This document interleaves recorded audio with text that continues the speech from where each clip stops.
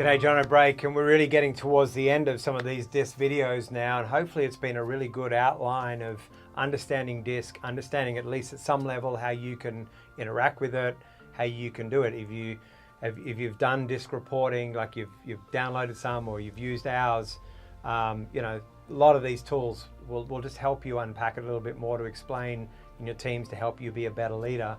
But obviously this is a really quick overview of even how we would come in and provide some training for you and your teams in DISC, and self-awareness and so forth, which we've already unpacked, is so unbelievably beneficial.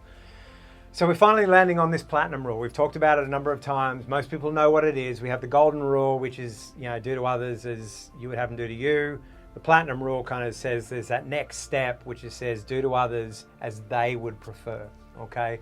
So this really plays into communication. So this section is going to be quite long. So we just need to be aware of that. Lead others as they want to be led. Okay, so why, just before we dive into that, it's interesting. I always use this point to pause and say, well, what are some of the objections that we get to DISC, right? Because we get them, right? It's going to make them entitled, or it's going to do this, or I haven't got time, or whatever. And so it's just like a good sales call. You'll get objections. And so I want to think about what some of the common objections are. So things like, why can't people just do their job? Now, there's some truth in that, okay? Why can't people just do their job? They should do their job, correct. But there's also like a dignity, there's a thing that comes with that job, that comes with that relationship with you as their leader, that then says, okay, so how do we connect? How do we make this work better?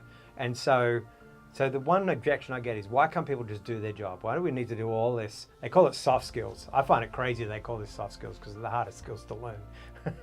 And the other one is like, nah, I don't really want to do that. My team are already entitled enough. I don't want them to feel good. I don't need them to behave in a certain way. They don't need me to behave in a certain way.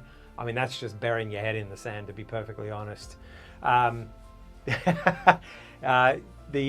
fact is, I hear a lot, is like, well, I'm already busy. I don't have time to stop and think about being a good leader. It's like, that's crazy in this day and age. That's just plain dumb. If you give me that answer, and you're just digging in there, well, we haven't got a great future in terms of any leadership training and development because you're not coachable. So don't be too busy to do this. It's massively important. We already talked about turnover. We've talked about results. We've talked about effectiveness of doing some of this stuff. You can't just define people with a letter, so let's not do it at all. So there's truth in that. I've already said this is not their identity. This is not your identity. It's a way people behave, and by the way, those behaviors can shift and change over time. Your identity comes from other places and a combination thereof. Typically, they say with any of these reports like DISC, Myers-Briggs, Predictive Index, Enneagram, any of those, what we're getting is a picture of about 25% of the person, if you're lucky. And so understand, that's what we're looking at. It's just really the value in this is it's a helpful tool when we all get in and do it together, and it teaches us a framework, a language to communicate, and it really helps. And how to stretch each other as well. So obviously defining people with a letter, be careful of that. It doesn't really predict a person's work performance. I've already told you that. This is not about skill. Now, it might predict, for example, if I need a strategist and I hire an S, and they don't know how to do strategy, they typically need to know the parameters they operate in. They're not going to come up with something new.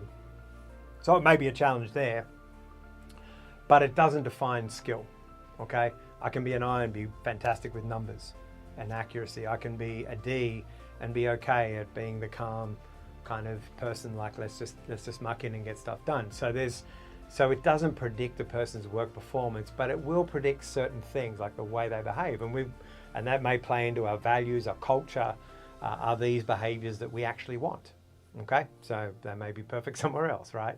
Or they may be great for us. So there's just some things that are just some objectives. But what we're going to really look at now is how we interact as leaders. So I'm just going to cover maybe one, maybe two areas in this one, and then we'll probably cut a second video for the other 2 or 3. So let's talk about leadership interactions and recognizing other people's styles, and as a leader, but you know what, as a human, how I connect with someone else and how I serve somebody by being flexible towards them rather than expecting them to be flexible towards me.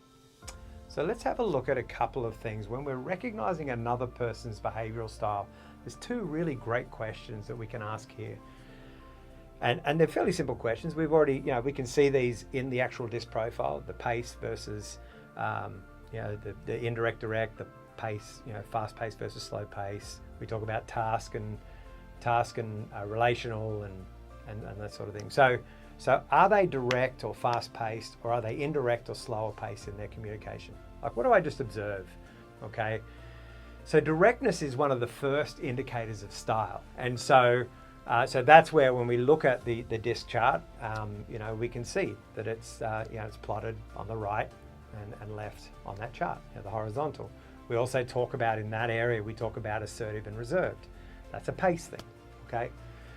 The second question is, are they guarded or task-oriented in the way they do things, or are they more open and people-oriented, relational, okay? Remember, that's the vertical, task at the top, relational at the bottom. And so we can actually just ask those questions. What am I observing today? So what's that bringing to me? So if I know if they're more guarded, so they're task-oriented and they're fast-paced, I'm like, okay, I'm probably dealing with a D. Even if they're not a D normally, maybe they're just a D today, and I've got to bring something to that game that can help with that. So just a couple of really great questions to ask in terms of how you deal with this. I'll come back in the next video and we'll start to unpack the different styles and some things we can look at, how you can serve them better, some of the conversations that you might have. So come back for that one, and then we'll go from there.